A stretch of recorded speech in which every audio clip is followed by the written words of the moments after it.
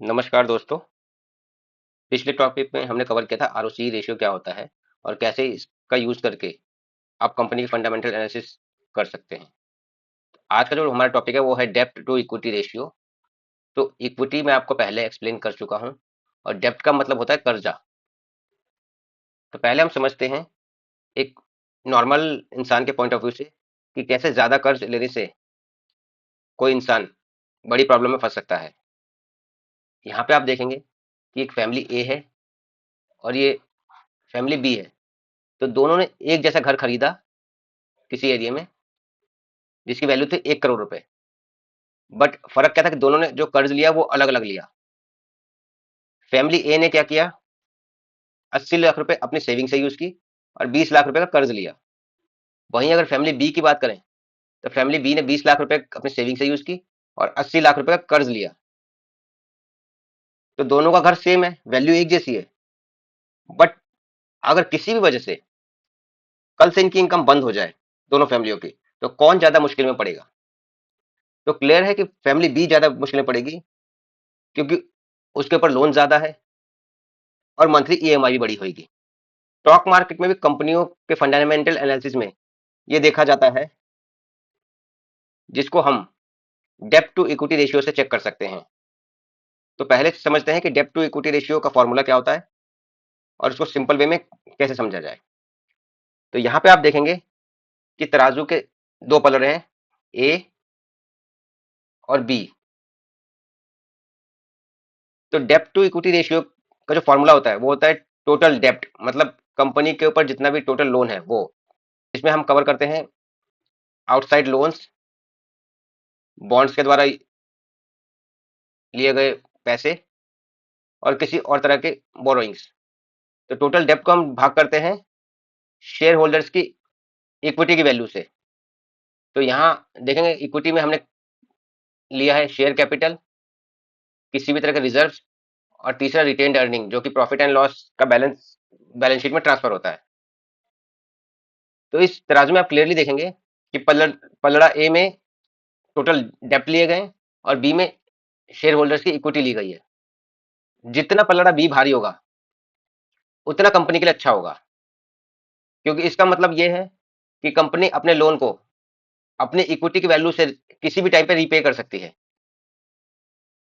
और जितना पलड़ा ए भारी होगा उतना ही कंपनी के लिए मुश्किल होगी, क्योंकि वो अपनी सारी इक्विटी को बेचने के बाद भी अपने लोन को क्लियर नहीं कर पाएगी कंपनी। तो सबसे लो रिस्क जो डेप्ट टू इक्विटी रेशियो होता है वो आधा या आधे से कम होता है। और जो एक का डेप्ट टू इक्विटी रेशियो होता है वो बैलेंस होता है, मतलब कि दोनों पलड़े बराबर रहेंगे। किसी भी टाइम पे कंपनी अपनी इक्विटी को बेच के लोन पे कर सकती है। एक से ऊपर के जो डेप्ट टू इक्विटी रेशियो होते हैं वो थोड़ा कंसर्निंग होते हैं कंपनी के लिए, और दो से ऊपर के जो डेप्ट टू इक्विटी रेशियो होते हैं वो बहुत ज्यादा रिस्की होते हैं, क्योंकि इसका मतलब है कि कंपनी की जितनी भी इक्विटी है उससे दुगना कंपनी के ऊपर लोन है। तो इसको हम एक सिंपल एग्जांपल से समझते हैं। यहाँ पे आप देखेंगे कि दो रनर हैं, रनर ए और रनर बी। तो रनर ए के पास आप देखेंगे कि बहुत ही हल्का बैकपैक है, मतलब इसका जो डेप्ट टू इक्विटी रेशियो है काफी लो है। और वहीं अगर रनर बी की बात करेंगे तो देखेंगे काफी हैवी बैकपैक है। जैसे कि अगर रनर ए के पास 10 किलो का बैकपैक है तो बी के पास 50 किलो का बैकपैक है, और दोनों को सेम डिस्टेंस भागना है। तो आप बताइए कि पहले कौन पहुंचेगा?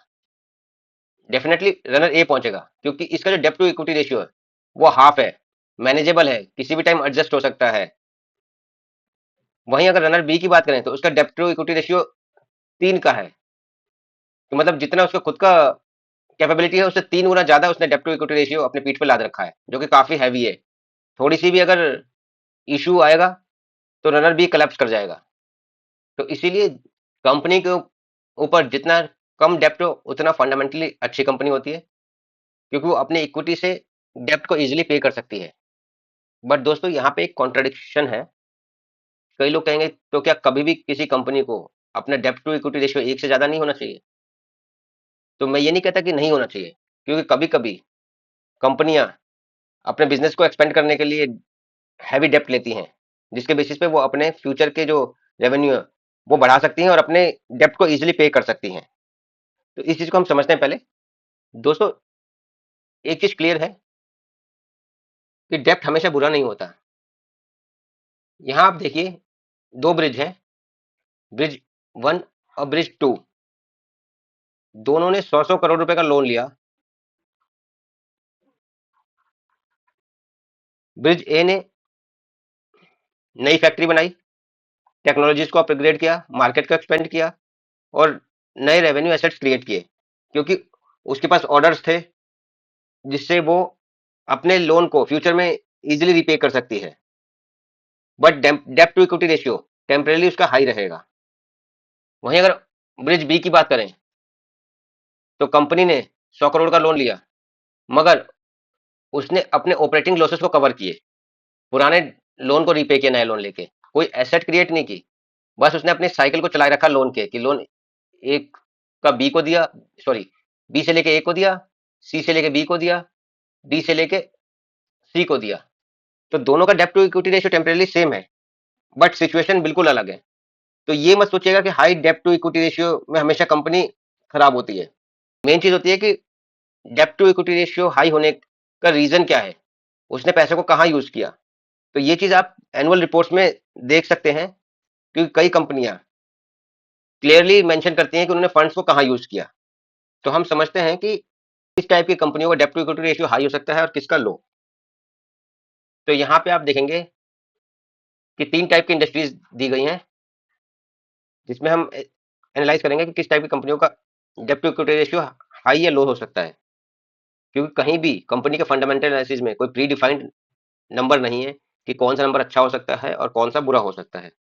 तो मान लीजिए ए टाइप की कंपनीज हैं, जैसे कि यूटिलिटी बिजनेसेस होते हैं, जैसे कि बिजली, गैस, इंफ्रास्ट्रक्चर, जिनमें मैसिव कैपेक्स की जरूरत पड़ती है। तो उसमें नॉर्मली जो आपका डेप्ट टू इक्विटी रेशियो 2 से लेके 4 तक हो सकता है, क्योंकि उसमें हाई कैपेक्स की जरूरत होती है, प्रेडिक्टेबल कैश होता है और गवर्नमेंट के कॉन्ट्रैक्ट्स होते हैं उनके पास। वहीं अगर बी टाइप की बात करें, जैसे मैन्युफैक्चरिंग बिजनेसेस होते हैं, तो उसमें डेप्ट टू इक्विटी रेशियो 1/2 से लेके 2 तक हो सकता है, जिसमें कि नॉर्मली कोई प्रोडक्ट मैन्युफैक्चरिंग होती है, इन्वेंट्री का मूवमेंट होता है।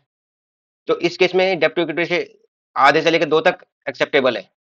वहीं अगर सॉफ्टवेयर या टेक्निकल बिजनेस की बात करें, जो आईटी टाइप में होती है, जिसको आप सी टाइप में रखेंगे, उसमें 0 से लेके 1/2 तक आप डेप्ट टू इक्विटी रेशियो कंसीडर कर सकते हैं, क्योंकि इसमें एसेट जो होता है उसमें ज्यादा इन्वेस्टमेंट की जरूरत नहीं पड़ती है, क्योंकि नॉर्मली ये सर्विस इंडस्ट्रीज होती हैं। तो ऑलमोस्ट फिजिकल इंफ्रास्ट्रक्चर 0 के बराबर हो तो भी काम चल जाता है। तो यहाँ पे हाई डेप्ट की जरूरत नहीं पड़ती है। तो ऐसे केसेस में आप 0 to 0.5 का डेप्ट टू इक्विटी रेशियो कंसीडर कर सकते हैं। तो वहीं अगर किसी आईटी कंपनी की बात करें, अगर यहाँ पे आपका डेप्ट टू इक्विटी रेशियो 2.5 है, तो ये आपके लिए वार्निंग है कि कंपनी ऐसा क्या कर रही है जिसकी वजह से इसका डेप्ट टू इक्विटी रेशियो 2.5 हो चुका है। तो ये बिल्कुल नॉर्मल सिनेरियो नहीं है। तो हर रेशियो की तरह इसकी भी कुछ लिमिटेशंस हैं, जिनको हम ट्रैप वर्ड यूज करेंगे। तो ऐसे हम 3 ट्रैप को डिस्कस करेंगे अभी। तो पहला है लो इक्विटी। तो यहाँ अगर मान लीजिए कोई नई कंपनी आई है, उसमें इक्विटी का बेस काफी छोटा है, तो सेम डेप्ट पे हाई डेप्ट टू इक्विटी रेशियो दिखेगा। कि अगर मान लीजिए 1 करोड़ की कैपिटल है और उसमें कंपनी ने अगर 3 करोड़ का लोन ले लिया, तो यहाँ पे आप देखेंगे इक्विटी जो है 1 करोड़ की होने की वजह से डेप्ट टू इक्विटी रेशियो हाई दिखेगा। तो आपको ये भी चेक करना है कि कंपनी अगर छोटे इक्विटी बेस के साथ आ रही है, तो उसका जो डेप्ट टू इक्विटी रेशियो है वो आर्टिफिशियली बड़ा दिखेगा।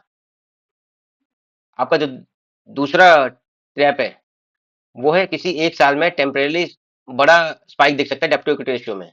उसका रीजन है कि अगर किसी कंपनी ने लोन लेकर कोई बड़ी एक्विजिशन की है, तो उस वजह से डेप्ट टू इक्विटी रेशियो उस साल में हाई दिखेगा। तो उसको रीचेक करने के लिए आप 3 से 5 साल तक का डी रेशियो का ट्रेंड देख सकते हैं।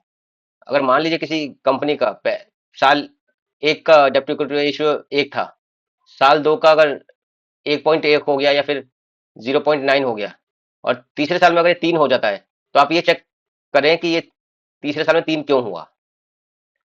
और तीसरा जो है वो पॉजिटिव है कंपनी के लिए ज़्यादा, कि अगर किसी कंपनी के पास कैश रिजर्व रखा हुआ है और फिर भी उसने अगर डेप्ट लिया हुआ है किसी पर्पज से, तो वहां पे आप डेप्ट टू इक्विटी रेशियो से पहले डेप्ट में से कैश को रिजर्व करेंगे, सॉरी, पहले डेप्ट में से कैश को लेस करेंगे, उसके बाद जो आपका बोरोइंग्स आएगा उसको आप इक्विटी से डिवाइड करेंगे, तो इससे क्या होगा कि आपका जो डेप्ट टू इक्विटी रेशियो रियल आएगा।